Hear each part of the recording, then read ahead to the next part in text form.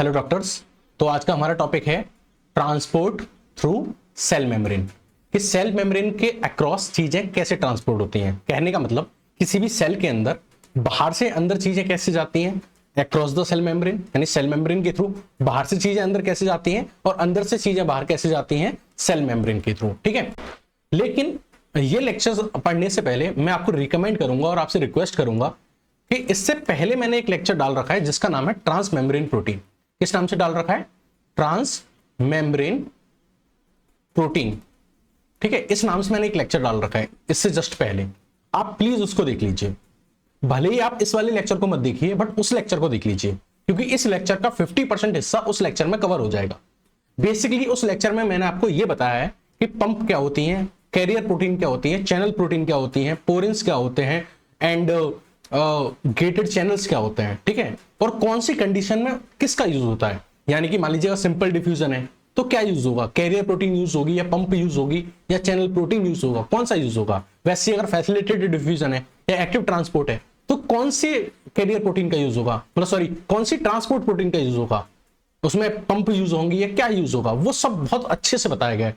तो आप उस लेक्चर को देख लीजिएगा, तब आप इसको कंटिन्यू कीजिएगा, उसको जरूर देखिए। ठीक है, चलिए अब हम अपने इस टॉपिक को स्टार्ट करते हैं जिसका नाम है ट्रांसपोर्ट थ्रू सेल मेम्ब्रेन। तो बेसिकली ये समझिए कि आपकी ये कोई सेल है। ठीक है, ये कोई क्या है? सेल है। ये कोई सेल है और इस सेल के बाहर एक फ्लूइड होता है जिसको हम बोलते हैं एक्स्ट्रा सेल्युलर फ्लूइड। क्या बोलते हैं?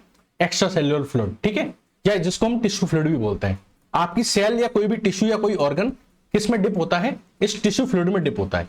तो बाहर जो फ्लूइड है, सेल के बाहर जो फ्लूइड है वो है एक्स्ट्रा सेल्युलर फ्लूइड और सेल के अंदर जो फ्लूइड है वो है इंट्रासेल्युलर फ्लूइड। अब देखो, सेल को अपना मेटाबॉलिज्म परफॉर्म करने के लिए बहुत सारी चीजें बाहर से लेनी पड़ती हैं और बहुत सारा वेस्ट प्रोडक्ट अंदर से बाहर फेंकना पड़ता है। मान लीजिए अगर ये सेल है, इसको फंक्शन परफॉर्म करना है तो इसको ऑक्सीजन लेनी भी पड़ेगी बाहर से, और इसके अंदर जो कार्बन डाइऑक्साइड डेवलप होगी उसको बाहर भेजना भी पड़ेगा क्योंकि वो वेस्ट मटेरियल है। या बहुत सारी चीजें होती है, इसको खाना चाहिए तो ग्लूकोज इसको लेना भी पड़ेगा अंदर। ठीक है, तो ऐसे बहुत सारी चीजें होती है जिनका एक्सचेंज होता है किसी सेल में। किस किस के बीच में? इस एक्स्ट्रा सेलुलर फ्लूइड के बीच में और इस इंट्रासेलुलर फ्लूइड के बीच में। अब इन दोनों के बीच में एक बैरियर आ रहा है, उस बैरियर का नाम है सेल मेम्ब्रेन। क्या नाम है? Cell membrane. तो इस सेल मेम्ब्रेन के थ्रू ये चीजें कैसे ट्रांसपोर्ट होती हैं, कैसे ट्रांसपोर्ट होती हैं? बेसिकली वही जो ट्रांसपोर्ट का जो मैकेनिज्म है, वही जो ट्रांसपोर्ट का जो मैकेनिज्म है वही आज हमको समझना है। तो बेसिकली आज का हमारा टॉपिक क्या है? Transport mechanism. बेसिकली हमारा आज का टॉपिक क्या है? Transport mechanism. ओके, चलिए। तो अब आपको पता है कि आपकी जो सेल मेम्ब्रेन है उसमें मेनली दो कंपोनेंट होते हैं, एक लिपिड कंपोनेंट होता है और एक प्रोटीन कंपोनेंट होता है। आपकी जो सेल मेम्ब्रेन होती है वो किससे मिलकर बनी होती है? फॉस्फोलिपिड बाइलेयर से मिलकर बनी होती है और किससे मिलकर बनी होती है? ग्लाइकोप्रोटीन से। अगर आपको किसी भी सब्सटेंस का ट्रांसपोर्ट कराना है, कोई भी सब्सटेंस हो सकता है, वो ऑक्सीजन हो सकती है, वो कार्बन डाइऑक्साइड हो सकती है, वो ग्लूकोज हो सकता है, वो कोई आयन हो सकता है जैसे सोडियम पोटेशियम वगैरह, कुछ भी हो सकता है। इन चीजों के ट्रांसपोर्ट करने में इस सेल मेम्ब्रेन के अंदर किसका कौन रोल प्ले करेगा? या तो ये लिपिड रोल प्ले करेगा या फिर ये प्रोटीन्स रोल प्ले करेंगी। बात समझ में आ गई? बात समझ में आ गई। तो ट्रांसपोर्टेशन में कौन रोल प्ले करेगा? जो आपकी सेल मेम्ब्रेन के अंदर लिपिड है या प्रोटीन है वो रोल प्ले करेंगे। ठीक है, चलिए अब हम बात करते हैं ट्रांसपोर्ट थ्रू सेल मेम्ब्रेन। तो सेल मेम्ब्रेन के अंदर जो ट्रांसपोर्ट होता है वो बेसिकली दो तरीके से होता है। यानी जो हमारा ट्रांसपोर्ट मैकेनिज्म है, जो ट्रांसपोर्ट हमारा क्या है मैकेनिज्म है, वो बेसिकली दो तरीके से होगा। कितने तरीके से होगा? दो तरीके से। एक तरीके का नाम है पैसिव ट्रांसपोर्ट और दूसरे तरीके का नाम है एक्टिव ट्रांसपोर्ट। तो दो तरीके हो गए ट्रांसपोर्ट के, एक हो गया पैसिव ट्रांसपोर्ट और एक का नाम हो गया एक्टिव ट्रांसपोर्ट। देखो ये जो हमने डिवीजन किया है ना, इस डिवीजन का बेसिस क्या है? तो इस डिवीजन का जो मेन बेसिस है वो है एनर्जी। उस डिवीजन का मेन बेसिस क्या है? एनर्जी। अगर एनर्जी यूज हो रही है, अगर एनर्जी यूज हो रही है तो एक्टिव ट्रांसपोर्ट, और एनर्जी नहीं यूज हो रही है तो है पैसिव ट्रांसपोर्ट। तो हमने ट्रांसपोर्ट मैकेनिज्म को दो पार्ट्स में डिवाइड कर दिया, पैसिव ट्रांसपोर्ट और एक्टिव ट्रांसपोर्ट। अगर एनर्जी यूज हो रही है तो एक्टिव ट्रांसपोर्ट, एनर्जी नहीं यूज हो रही है तो पैसिव ट्रांसपोर्ट। ठीक है, अब देखो जो पैसिव ट्रांसपोर्ट होता है इसमें एनर्जी यूज नहीं होती, तो ये जो ट्रांसपोर्ट होता है ये अलोंग द ग्रेडियंट होता है। अलोंग द ग्रेडियंट होने का मतलब है ये किसी भी चीज की हाई कंसंट्रेशन से उस चीज की लो कंसंट्रेशन की तरफ मूव करेगा। यानी ये डाउनहिल होगा। कैसा होगा? डाउनहिल, इस तरीके से। डाउनहिल। तो आपको पता है अगर इसी तरीके का कोई इंक्लाइन प्लेन है और उस पर हम कोई चीज डाल दें तो क्या हमें इसको नीचे भेजने के लिए एनर्जी देनी पड़ेगी? नहीं, ग्रेविटेशनल फोर्स के थ्रू ये अपने आप नीचे चला जाएगा।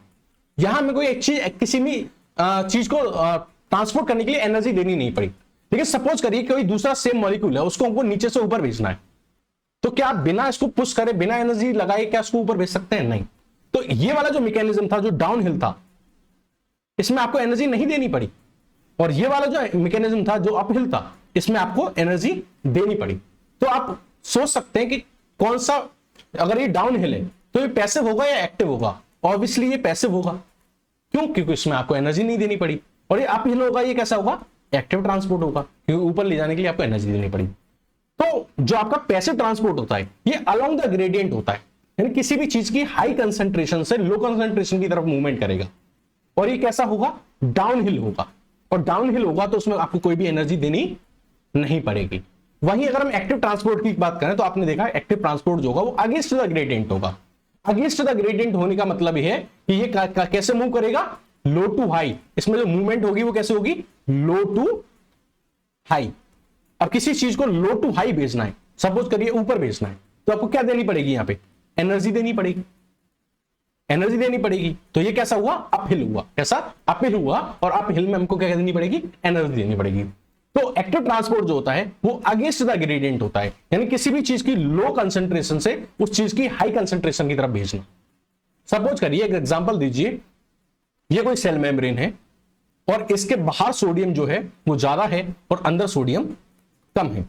तो अगर इसको मैं कम से ज्यादा यानी अंदर से बाहर भेजूं तो ये एक तरह का एक्टिव ट्रांसपोर्ट होगा, क्योंकि आप चीज को लो कंसंट्रेशन से हाई कंसंट्रेशन की तरफ भेज रहे हैं।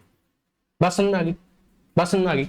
तो एक्टिव ट्रांसपोर्ट जो होता है वो अगेंस्ट द ग्रेडियंट होता है, लो टू हाई होता है, अपहिल होता है, क्योंकि आपको एनर्जी देनी पड़ती है। और एनर्जी किस फॉर्म में यूज होगी? एटीपी की फॉर्म में यूज होगी। और इसको, इस ट्रांसपोर्टेशन के लिए हमें क्या जरूरत पड़ेगी? कुछ प्रोटीन चैनल्स की भी जरूरत पड़ेगी। यानी इस चीज को ट्रांसपोर्ट करने के लिए कोई हमें ट्रांसपोर्टर भी चाहिए, कोई वेक्टर चाहिए जो इस चीज को ट्रांसपोर्ट करेगा, जो इस सोडियम को यहां से लेके जाएगा बाहर। बात समझ में आ गई? तो this was passive transport and active transport. अब इन दोनों के बारे में हम डिटेल में पढ़ेंगे। सबसे पहले हम पैसिव ट्रांसपोर्ट पे आते हैं। पैसिव ट्रांसपोर्ट को ही, अब पहले हम पैसिव ट्रांसपोर्ट के बारे में डिटेल पढ़ेंगे, फिर एक्टिव ट्रांसपोर्ट के बारे में डिटेल पढ़ेंगे कि एक्टिव ट्रांसपोर्ट कितने तरह का होता है, क्या होता है, सब कुछ। ठीक है, चलिए स्टार्ट करते हैं हम पैसिव ट्रांसपोर्ट से। तो जो आपका पैसिव ट्रांसपोर्ट है उसको हम बेसिकली डिफ्यूजन भी कहते हैं। क्या कहते हैं? डिफ्यूजन भी कहते हैं। और इसमें मैं आपको बता चुका हूं कि जो मूवमेंट होती है, इसमें जो मूवमेंट होती है वो कैसे होती है? अलोंग द ग्रेडियंट होती है। मैंने आपको बता दिया अलोंग द ग्रेडियंट होगी, यानी कैसे होगी? High to low, high to low होगी, अलोंग द ग्रेडियंट होगी। ठीक है, और इसमें, इस केस में, यानी कि या तो आप कह दीजिए पैसिव ट्रांसपोर्ट के केस में, या फिर आप कह दीजिए डिफ्यूजन के केस में, ट्रांसपोर्ट करने के लिए जो प्रोटीन्स होती हैं, क्या होती हैं? प्रोटीन्स होती हैं। प्रोटीन्स के चैनल्स जो होते हैं उनकी जरूरत पड़ भी सकती है और नहीं भी पड़ सकती।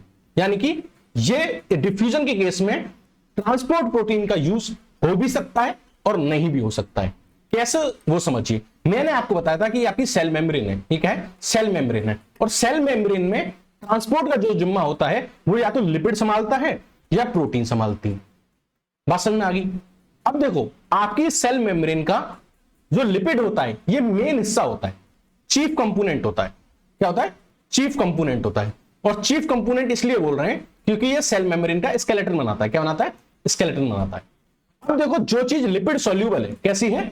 जो चीज लिपिड सॉल्यूबल है, ये मान लीजिए कोई चीज है लिपिड सॉल्यूबल है, तो इसका ट्रांसपोर्ट इजीली हो जाएगा इस लिपिड के थ्रू। इस लिपिड की मेम्ब्रेन में जो लिपिड वाला पार्ट है उसके थ्रू इजीली ट्रांसपोर्ट हो जाएगा। तो यहां पे आपको प्रोटीन चैनल्स की जरूरत नहीं पड़ी, प्रोटीन चैनल्स की या फिर ट्रांसपोर्ट प्रोटीन की जरूरत नहीं पड़ी, क्योंकि लिपिड सॉल्यूबल सब्सटेंस था और सेल मेम्ब्रेन के अंदर जो लिपिड वाला पार्ट था उसमें ये लिपिड सॉल्यूबल सब्सटेंस डिफ्यूज हो गया और उसके थ्रू ट्रांसपोर्ट हो गया। लेकिन जो सब्सटेंसेस लिपिड इनसॉल्यूबल हैं, कैसे हैं? लिपिड इनसॉल्यूबल हैं, वो इस लिपिड के पार्ट के थ्रू तो ट्रांसपोर्ट होंगे नहीं। तो इस लिपिड इनसॉल्यूबल सब्सटेंस के लिए हमें क्या चाहिए होगी? प्रोटीन चाहिए होगी, यानी वो प्रोटीन के थ्रू ट्रांसपोर्ट होंगे। तो ये जो आपका डिफ्यूजन होता है इसमें हम ट्रांसपोर्ट प्रोटीन का यूज कर भी सकते हैं और नहीं भी कर सकते हैं। अगर आप नहीं कर रहे हैं इसका मतलब आप क्या ट्रांसपोर्ट कर रहे हैं? लिपिड सॉल्युबल सब्सटेंस ट्रांसफर कर रहे हैं। जैसे मान लीजिए आपने ऑक्सीजन ट्रांसपोर्ट की, कार्बन डाइऑक्साइड ट्रांसपोर्ट की, स्टेरॉइड हार्मोन्स ट्रांसपोर्ट किए अक्रॉस द सेल मेम्ब्रेन, आपको जरूरत ही नहीं पड़ेगी किसी भी ट्रांसपोर्ट प्रोटीन की, क्योंकि वो लिपिड सॉल्युबल होते हैं, जो सेल मेम्ब्रेन के अंदर आपकी जो फॉस्फोलिपिड बाइलेयर होती है उससे इजीली पास हो जाएंगे। लेकिन मान लीजिए अगर आपको कोई लिपिड इनसॉल्युबल सब्सटेंस ट्रांसपोर्ट करना है, सपोज कर लीजिए आपको सोडियम ट्रांसपोर्ट करना है, आपको पोटेशियम ट्रांसपोर्ट करना है, तो वो तो पास होगा नहीं क्योंकि वो लिपिड इनसॉल्युबल है, तो लिपिड उसको एंट्री करेगा नहीं। तो उसके लिए हमें क्या चाहिए होंगी? प्रोटीन चाहिए होंगी। अब प्रोटीन कौन सी चाहिए होंगी? तो मैंने आपको प्रीवियस लेक्चर बहुत इंपॉर्टेंट है, उसको पढ़ लीजिए, उसमें आपको बताया था कि जो ट्रांसपोर्ट प्रोटीन होती हैं वो बेसिकली मैंने आपको 3 तरह की बताई थी। एक मैंने बताया था आपको चैनल प्रोटीन, एक मैंने बताया था पंप, और एक मैंने बताया था कैरियर प्रोटीन। तो 3 तरह की बताई थी मैंने, ठीक है। तो यहां डिफ्यूजन में ध्यान से सुनना, डिफ्यूजन में हम कौन सी प्रोटीन यूज करेंगे? या तो चैनल प्रोटीन का यूज करेंगे या फिर कैरियर प्रोटीन का यूज करेंगे। इसका यूज करेंगे या तो चैनल प्रोटीन का यूज करेंगे या फिर कैरियर प्रोटीन का।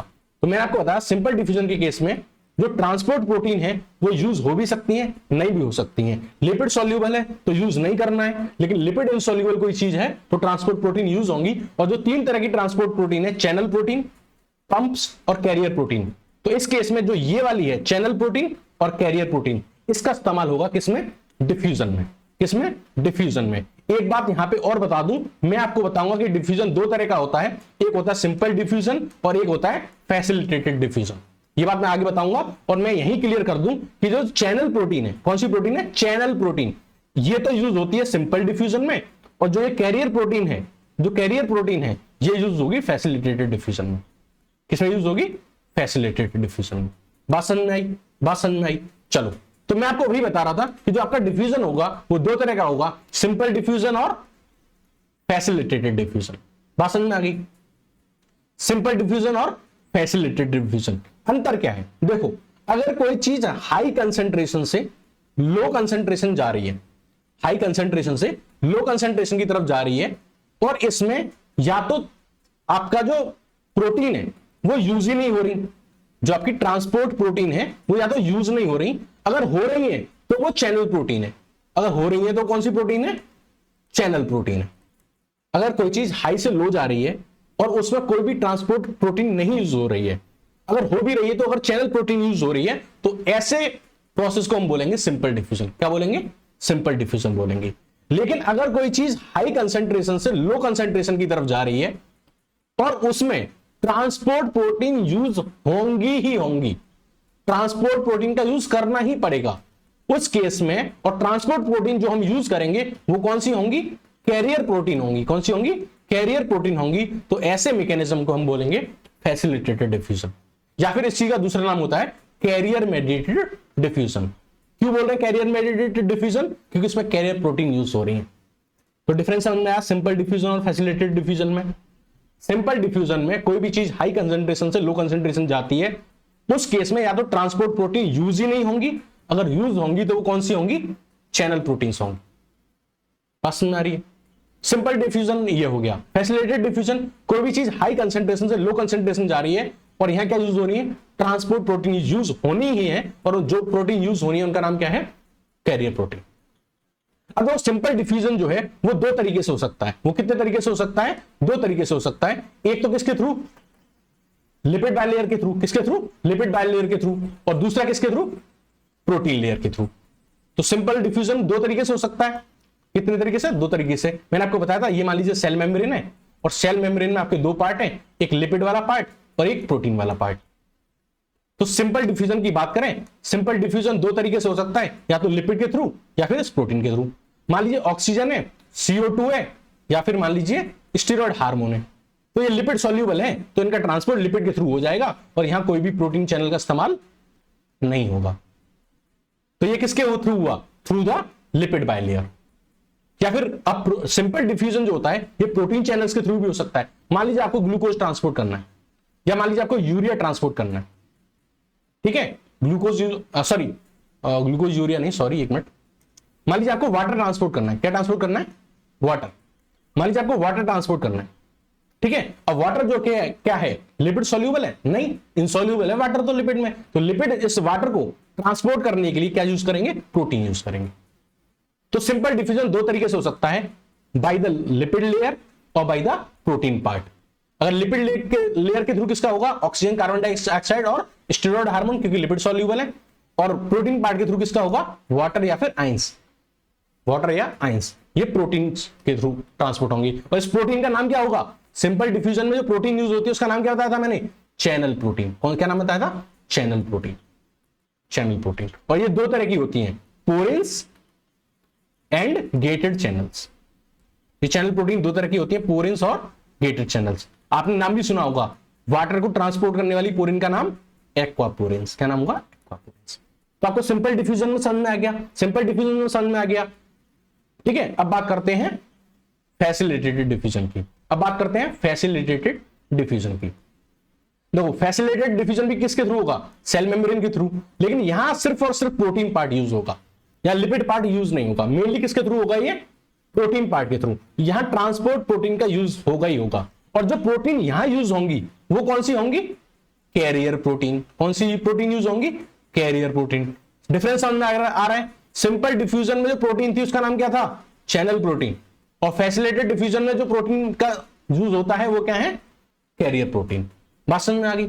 चलो, अब फैसिलिटेटेड डिफ्यूजन किसका होगा, मान लीजिए ग्लूकोज है, क्योंकि ये लार्ज सब्सटेंस है। क्या है, लार्ज सब्सटेंस है। यूरिया है, तो ये लार्ज मॉलिक्यूल है, ये लार्ज मॉलिक्यूल है। ये इस सेल मेम्ब्रेन के थ्रू या लिपिड की लेयर के थ्रू डायरेक्टली ट्रांसपोर्ट नहीं होते, क्योंकि लार्ज साइज के होते हैं। तो इनका ट्रांसपोर्टेशन प्रोटीन मॉलिक्यूल के हेल्प से ही हो सकता है। ठीक है, और प्रोटीन मॉलिक्यूल का नाम क्या होगा, कैरियर प्रोटीन। क्या नाम होगा, कैरियर प्रोटीन। तो ग्लूकोज और यूरिया का जो ट्रांसपोर्ट होगा वो किसके थ्रू होगा, प्रोटीन चैनल्स के थ्रू होगा, कैरियर प्रोटीन के थ्रू होगा। तो यहां भी क्या हो रहा है, ये चीजें अपनी हाई कंसेंट्रेशन से लो कंसेंट्रेशन की तरफ जा रही हैं with the help of carrier protein. और यही तो मैंने आपको बताया था, क्या, फैसिलिटेटेड डिफ्यूजन। तो आपको सिंपल डिफ्यूजन क्लियर हो गया, फैसिलिटेटेड डिफ्यूजन क्लियर हो गया। अब हम बात करते हैं एक नए टर्म की जिसका नाम है ऑस्मोसिस। क्या नाम है, ऑस्मोसिस। तो अब हम समझेंगे बेसिकली किसके बारे में, ऑस्मोसिस के बारे में। चलिए, अब देखो, जो ऑस्मोसिस होता है बेसिकली ये डिफ्यूजन का एक स्पेशल केस होता है। ऑस्मोसिस जो होता है वो डिफ्यूजन का एक स्पेशल केस होता है। कैसे होता है वो समझिए। आपने डिफ्यूजन क्या पढ़ा है, आपने डिफ्यूजन क्या पढ़ा है, कोई भी चीज हाई कंसेंट्रेशन से लो कंसेंट्रेशन की तरफ जाए, ठीक है, और यहां एनर्जी खर्च ना हो, तो वो क्या है, डिफ्यूजन है। ऑस्मोसिस भी यही है, कोई भी चीज अपनी हाई कंसेंट्रेशन से लो कंसेंट्रेशन की तरफ जाए। ठीक है, लेकिन दोनों में अंतर क्या है, डिफ्यूजन में वो सब्सटेंस कुछ भी हो सकता है, सॉलिड भी हो सकता है, लिक्विड भी हो सकता है, गैस भी हो सकता है। यानी कि सॉल्यूट भी हो सकता है, सॉल्वेंट भी हो सकता है, और सॉल्यूशन भी हो सकता है, कुछ भी हो सकता है। कोई भी चीज अपनी हाई कंसेंट्रेशन से लो कंसेंट्रेशन की तरफ चली जाए, डिफ्यूजन कहलाएगी। लेकिन ऑस्मोसिस की जब हम बात करेंगे तो ऑस्मोसिस में सिर्फ सॉल्वेंट की मूवमेंट होगी। किसकी, सॉल्वेंट की। सॉल्वेंट क्या होता है, मान लीजिए एक कप है, इसमें ये वाटर डिसॉल्व है और आपने चीनी मिला दी, ठीक है, शुगर। तो जो वाटर है इसके अंदर वो सॉल्वेंट है और जो शुगर है वो क्या है, सॉल्यूट है। तो ऑस्मोसिस के केस में सिर्फ सॉल्वेंट की मूवमेंट होगी, और कहां से कहां होगी, हाई कंसेंट्रेशन से लो कंसेंट्रेशन। तो पहली शर्त यह है कि सॉल्वेंट की मूवमेंट होगी, और दूसरी शर्त यह है कि यहां सेल मेम्ब्रेन प्रेजेंट होना या फिर कोई भी मेम्ब्रेन प्रेजेंट होना कंपलसरी है। मेम्ब्रेन होना कंपलसरी है, यहां कंपलसरी नहीं होता, डिफ्यूजन के केस में कंपलसरी नहीं होता। तो हमारा तो बायोलॉजिकल सिस्टम है, तो हमारे में तो कंपलसरी है डिफ्यूजन में भी सेल मेम्ब्रेन का होना। लेकिन जहां भी डिफ्यूजन होता है वहां हमेशा ये जरूरी नहीं है कि सेल मेम्ब्रेन हो। जैसे आपने किसी रूम में सेंट छिड़क दिया, आपने एक कोने में छिड़का, वो स्मेल दूसरे कोने में चली गई, ये भी एक डिफ्यूजन है, लेकिन यहां कोई सेल मेम्ब्रेन नहीं थी बीच में। तो अगर आप ऑल ओवर देखो, ऑल ओवर अगर आप कंसीडर करो तो डिफ्यूजन में मेम्ब्रेन हो भी सकती है और मेम्ब्रेन नहीं भी हो सकती है। लेकिन अगर आप ऑस्मोसिस की बात करो तो वहां सेल मेम्ब्रेन होनी भी चाहिए या फिर मेम्ब्रेन होनी ही चाहिए। तो इसलिए जो ऑस्मोसिस है वो इस डिफ्यूजन का एक स्पेशल केस है, जहां मूवमेंट सिर्फ सॉल्वेंट की होगी और जहां सेल मेम्ब्रेन का प्रेजेंट होना कंपलसरी है। तो ऑस्मोसिस बेसिकली क्या है, movement of solvent along the gradient, यानी हाई कंसेंट्रेशन से low concentration across the semi permeable membrane और सेलेक्टिवली परमिएबल मेम्ब्रेन, ठीक है, इनके थ्रू। बात समझ में आ गई, ऑस्मोसिस समझ में आ गया, ठीक है। तो हमने एक्चुअली क्या पढ़ लिया, अभी पैसिव ट्रांसपोर्ट पढ़ लिया। तो पैसिव ट्रांसपोर्ट बेसिकली किस बात पे कंसीडर था कि एनर्जी खर्च नहीं होनी चाहिए। अब आप एक सोच रहे होंगे एक चीज कि बिना एनर्जी के तो कुछ पॉसिबल ही नहीं है, बिना एनर्जी के तो कोई मूवमेंट ही पॉसिबल नहीं है, तो ये प्रोसेस बिना एनर्जी के हो कैसे जाता है। देखो कहने का मतलब ये होता है पैसिव ट्रांसपोर्ट में कि एनर्जी नहीं चाहिए, तो ये कौन सी एनर्जी है, ये एक्सटर्नल एनर्जी है बेसिकली। कौन सी एनर्जी है, एक्सटर्नल एनर्जी, कि हमें कोई एक्सटर्नल एनर्जी नहीं चाहिए। जो सबस्टेंस हमारा है जिसको ट्रांसपोर्ट होना है उसके अंदर की खुद की काइनेटिक एनर्जी इस पैसिव ट्रांसपोर्ट को परफॉर्म करती है। यानी पैसिव ट्रांसपोर्ट जो परफॉर्म होता है वो उस सबस्टेंस की सेल्फ काइनेटिक एनर्जी की हेल्प से होता है। इतनी बात समझ में आ गई। तो डिफ्यूजन कह दीजिए या फिर पैसिव ट्रांसपोर्ट कह दीजिए, it is due to the kinetic energy of matter. वो मैटर जो कहां से जा रहा है, high concentration to low concentration. इतनी बात समझ में आई, इतनी बात समझ में आई, डिफ्यूजन समझ में आ गया। अब हम बात करेंगे फैक्टर्स अफेक्टिंग डिफ्यूजन, कि डिफ्यूजन को कौन कौन से फैक्टर्स अफेक्ट करते हैं। तो आपको पता है डिफ्यूजन दो तरह का है, एक है सिंपल डिफ्यूजन और एक है फैसिलिटेटेड डिफ्यूजन। ठीक है, अब देखो सिंपल डिफ्यूजन इसको अब हम नेक्स्ट लेक्चर में पढ़ेंगे। ठीक है, thank you and have a nice day.